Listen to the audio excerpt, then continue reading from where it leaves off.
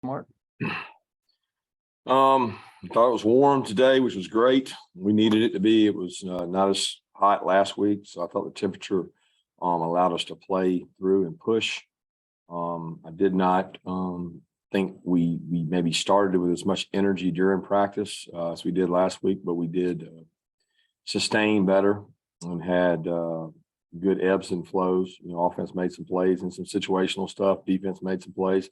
I was pleased with the overall effort and very pleased with the toughness we've kind of had in camp.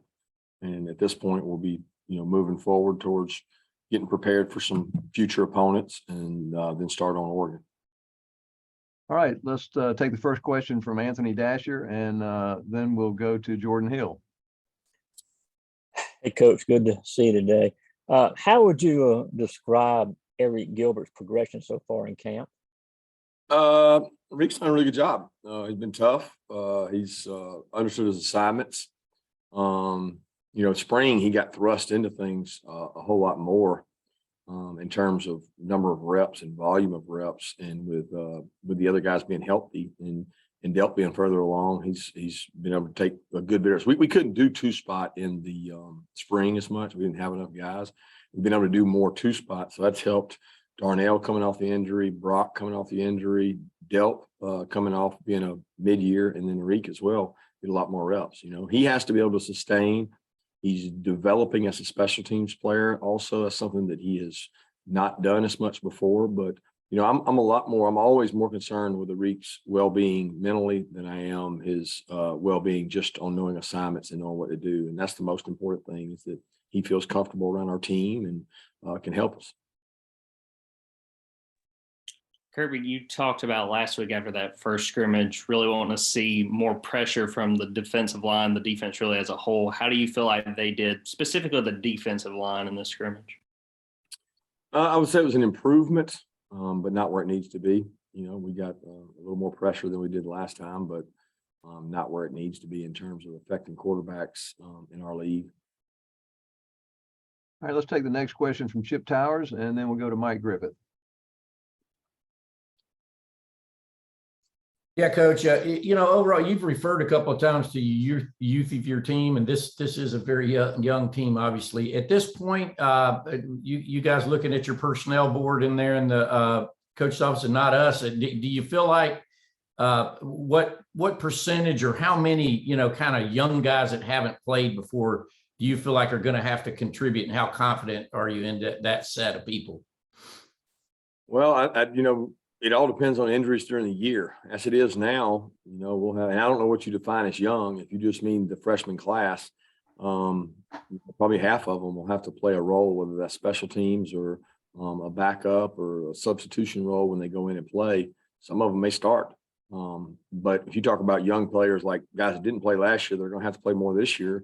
There's certainly even a larger number. You get up into 45, 50% of our roster would be freshmen and sophomores playing that actually have to go play. So anytime you have that, you're susceptible to lack of experience mistakes, anxiety mistakes, composure mistakes. So we try to create situations in practice to make them want to do right as much as they can and feel like they're in a game, so that when they're in the game, they can just relax and go play. But there's a lot of those guys that are going to help us. I think more and more we're finding every year there's more freshmen that have to play and contribute. Yeah, Kirby, I know this is always fluid, and the quarterback competition, I know you've established Stetson's the guy pretty much no matter what. As far as the battle for number 2, how does that look, and how are those guys progressing? Yeah, like I've said all camp, all 3 quarterbacks are doing an excellent job. I mean, I'm so pleased with the progression of those guys, all the way down to Gunner, who hasn't had as many reps in our system or in general as Brock and Carson have, and we try to have a lot of 2-spot where I feel like Gunner's getting reps and getting work, but there's times where, like in the scrimmage, you don't have 2 scrimmages going on. So there's 3 quarterbacks on the sideline. At our practices, I'd say 80% of the time there's 2 quarterbacks on the field, because we're doing multiple things. So that helps the development of those guys. Certainly Carson and Brock are ahead of where Gunner is, and both those guys they're different, but they both play winning football, do an incredible job of understanding. They both took reps, some with the ones today in preparation, and they continue to get better. We'll take next question from Seth Emerson and then to Mark Weiser. Kirby, but and Pops both did not have their senior year of high school to play football yet. It seems like they came here and, they haven't suffered from it. Is there like a common thread there of it made them work harder or what? How did they both kind of do well despite not playing an entire year? And out at the beginning, Seth, so I know Pop and I know your question, but I didn't hear who the second one. I'm assuming you're talking about Brock. Yes. Sorry. Yeah, the tale of two players there, that one played, and I don't know if he started, but he played a bunch against Clemson. Maybe he did start. I don't remember the first play, but Brock certainly made some plays and did some things in the Clemson game right away and had no really acclimatization problems there, but he came spring. Pop was a different scenario. He didn't play a senior year, but he also didn't come in that spring. He was a little bit heavier, a little out of shape. So it impacted Pop much different than it impacted Brock. And I think that had to do with not having spring practice and not being able to sustain quite as much. So, I mean, anytime you can play your senior year, you're going to be better off because you don't have played football. Unfortunately, Brock didn't get that opportunity to. But he did get an opportunity to get 15 practices and probably 100 walkthroughs with our team in the spring, which helped him play early. Pop would have really probably struggled to play for us last year because he didn't play high school football senior and because he didn't come in the spring. Obviously, we had some guys in front of him that were better. Kirby, I'm not sure how much you want to expand on kind of the number 2 or 3 quarterbacks with Beck and Vandegrift in terms of what you've seen from them this preseason. And the other thing I wanted to ask you was about the Oregon matchup in terms of the scheduling philosophy of those kind of games with the changing nature of college football with, conference expansion and maybe 9-game schedule. How does that fit into your scheduling philosophy? Talking about the quarterbacks, I pretty much hit on that earlier. I think both those guys have done an incredible job. They're going to be really good quarterbacks, and they understand our system at a high level. They've been through multiple springs. They're both playing winning football, and I'm pleased with both of them's growth. So I continue to get them more opportunities because you're trying to evaluate them as a 1 more than you are as a 2 or 3 because sometimes the offensive line changes when you do that. As far as scheduling philosophy, it's never changed for us. You look at it as if we make decisions right now for right now. Decisions made for this year and next year were made a long time ago. And it's always been my philosophy to go play a quality opponent, a Power 5 opponent, a big matchup. I don't care if it's home and home. I don't care if it's neutral site. I mean, go play a good team because I really believe that helps your team get better. And when you play in the SEC, you're going to run the gauntlet anyway. What's one more team playing a really tough physical team? We don't run from that at Georgia. I embrace that. Our fans want that. I want that. I think that generates a lot more excitement. I think you recruit off of that when you go and you get to sell opening the game and playing in big time venues. So I think that's important. But as far as the philosophy with us playing more SEC games, if that happens, then so be it. It's not going to change our philosophy of what we do non-conference. We had already moved to that before the realignment and all the things going on. We were already trying to schedule 3 big games a year, and that's just the way we think it's best. Thank you. Take the next question from Palmer Toms, and then we'll go to Allison at WSB. Hey, Kirby, wanted to know how y'all came out of today's scrimmage injury-wise. The guys that didn't scrimmage last weekend, were they able to go today? And were there any other injuries that could have happened today? Yeah, we had some nicks and bumps and bruises today. I don't know the outcome of all those yet. Kieris got I think it's an ankle or Achilles was bothering him. So about halfway through the scrimmage, we thought he could have gone. He thought he could have gone, but we ended up holding him the back half of the scrimmage. Kendall did not go today again, although he's much better than he was. He's really close to being full speed. Having not practiced, we weren't going to put him back out there because he didn't practice for the scrimmage, but he should be back full speed. Ernest Green is still struggling with a upper leg injury. I'm trying to think who else. That's all I can really think of. Is there anybody you want to ask about? I'll tell you. I can't think of anybody else. Ryan Davis, Denalyn Morissette. Ryan Davis did scrimmage today. It was really his first day back. He's been able to get up around 80-90% velocity on the speed, and he was able to go a little bit today. Didn't take many snaps. Tremel Walthour scrimmage today. He was able to go today and do some things. And then Denalyn is back running, hitting about 70-80%, but he didn't scrimmage. So he did routes on air, he did Indy, he did all the drill work. But we expect to get him back next week. And notice that Brett Seither has been in a black jersey this fall. What's his status? What's his injury? Yeah, he's had his back's been bothering him, and we've done a lot of work with him on that. And he scrimmaged today. He did fine. He got some reps and did some work, but he's been in and out. Hey, Kirby, going back to the backup quarterback competition, just as a coach, when do you like to have that spot solidified, like kind of have your number 2 guy, or is that kind of a rotating position? Well, they're different. They're two different guys. So they each possess different parts of what Stetson does well. So, the thought process is there is we want to find out who's the best guy, who gives you the best opportunity to win, who are you playing, what are the packages you're running, what are you carrying that week with Stetson, how does it fit those 2 guys with each one. But they continue to do a good job.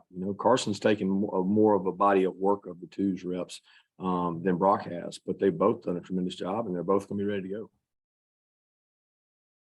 Okay, let's take the next question from Ryan Curley, and then we'll go to Parth Patel.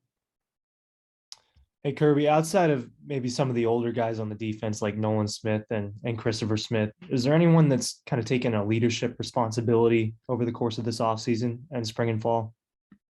Yeah, Jalen Carter's done a great job. Pop has done a tremendous job. Tresman Marshall has. Keely Ringo has. Kamari Lasker has. There's several guys that have stepped up and really taken on some of that responsibility, and even Robert Bill. He's a guy of many words, but he's certainly been around here a long time. Will Poole is a guy. We got some guys that they know how to do it. They've seen it done right. They haven't been the feature player, but they understand how to lead, and they've seen it done the right way. Hey, Coach, I just wanted to ask about kind of the growth you saw today in today's scrimmage with regards to leaders stepping up on the field. I know you mentioned for the last scrimmage, you kind of wanted to see more from your leaders. Kind of what was that growth like today? Well, we talk a long time about connection. Connection is one of our 4 DNA traits, and we always talk about connection is seen or heard through language and touch.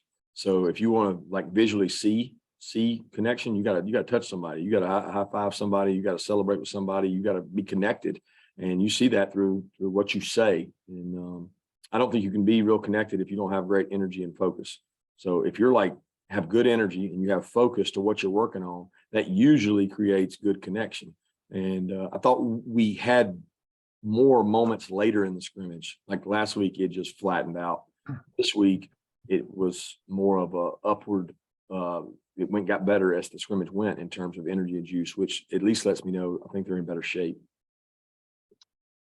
Hey, let's see if David Pascal has a question, and then we'll go to Sarah Spencer.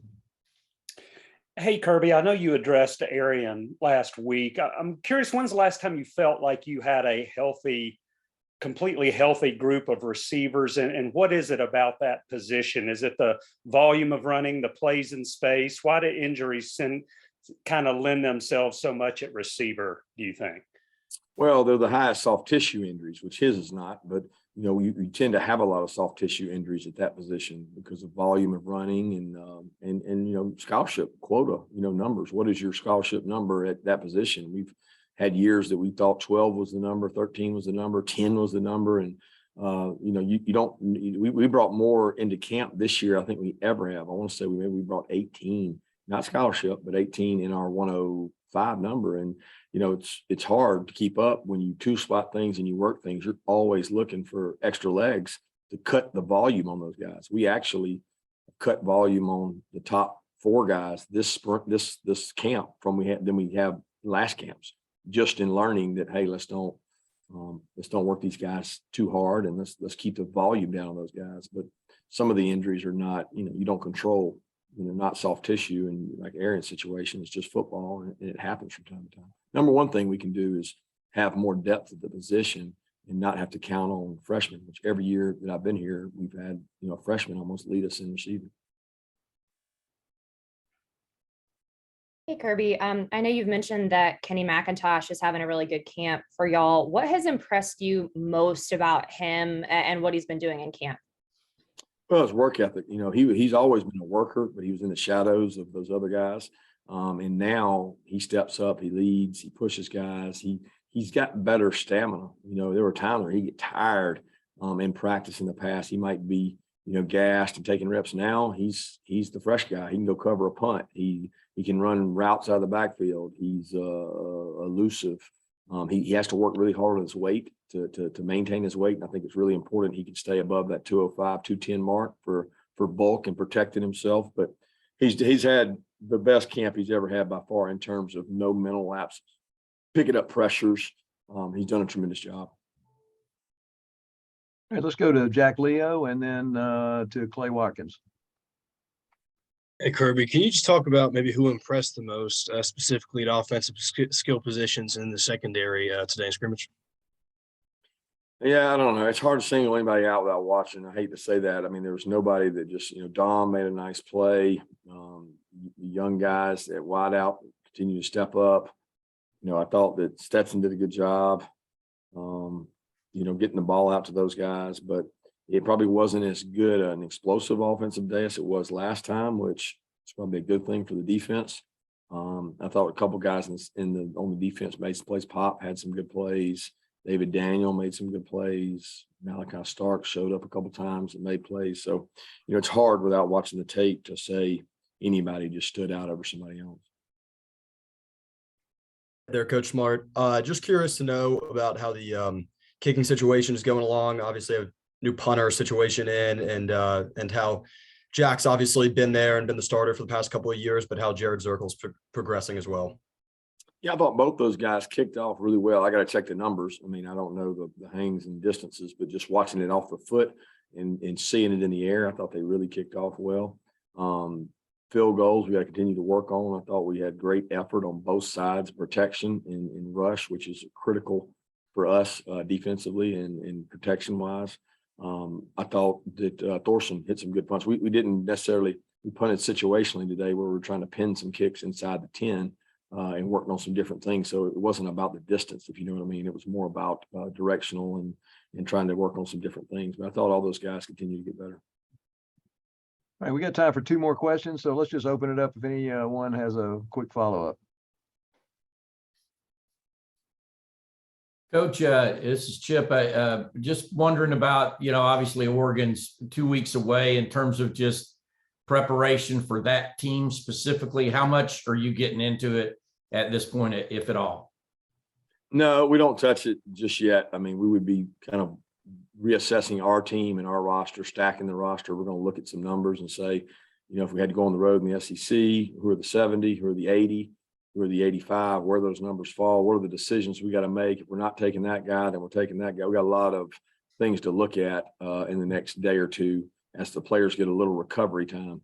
We'll start working kind of coaches on Oregon in the next couple of days, but not with the players until later in the week. And we'll work on some future opponents we got before the off week in the coming days, just so we have a little bit of a history there when we get ready to play them. Kirby, I know you've talked about a freshman wall before during the season.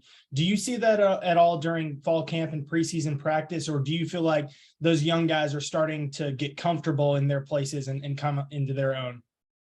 Yeah, everyone's different. We've definitely got some freshmen that have hit a wall right now, and they're like, golly, this camp is a grind, and it's the most physical, toughest practices they've ever gone through. It's part of being at Georgia. I have multiple scouts and different people that come to practice and say, man, coach, y'all practice with great energy, great toughness. Your kids get after it. And you don't realize that when they're telling you that, they go other places, and you realize that, man, these freshmen, the bar is huge for them to jump from where they used to practice to how we're practicing. And that can be overwhelming. And sometimes those guys hit a funk, hit a wall, and you have to do a good job as coaches to encourage them, because some of those guys have run through the wall and are going to help us immediately. Other ones are seeing writing on the wall and they're like, man, it ain't my turn yet. But I've got to continue to develop to get better. And that's what separates, great staffs and coaches from average. You got to bring those kids along because they're the future of your roster. Thanks, Coach Smart.